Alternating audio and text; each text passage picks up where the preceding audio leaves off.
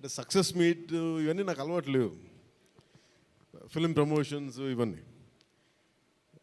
నాకు ఎలా అనిపించింది అంటే ఈ సినిమా వచ్చినప్పుడు పొద్దున్నే మాట్లాడుతున్న క్యాబినెట్లో అంతా పంచాయతీరాజ్ శాఖ గురించి మాట్లాడుతున్నాం, ఆ పనులు ఈ పనులు ఉంటే ఒక పంచాయతీరాజ్ డిప్యూటీ సీఎంతో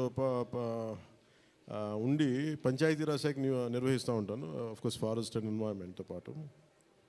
సో పంచాయతీరాజ్ శాఖ మంత్రిగా ఉంటూ కేవలం నేను పంచాయతీల వరకే పరిమితం అనుకున్నాను, కానీ సినిమా పంచాయతీలు కూడా చేసి మరి రిలీజ్ చేయాల్సి వస్తుంది నేను ఎప్పుడు అనుకోవాలి.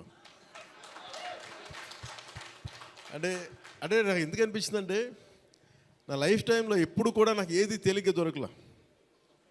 ఒక చిన్నపాటి అచీవ్మెంట్ కావచ్చు, ఒక నేర్చుకోవడం కావచ్చు, మేబీ అందరికీ ఇదే ఉంటుందేమో నాకు తెలియదు, కానీ నాకు ఏది కూడా ఏమంటుందని వడ్డించిన విస్తరి కాదు నా జీవితం. ఇప్పుడు అన్నీ కింద పడి ఇన్నాళ్ళకి పోనీ మనం డిప్యూటీ సీఎం అయ్యాం, సినిమా అలా రిలీజ్ అవ్వాలి కదా అని 70 రిలీజ్ అవ్వాలి.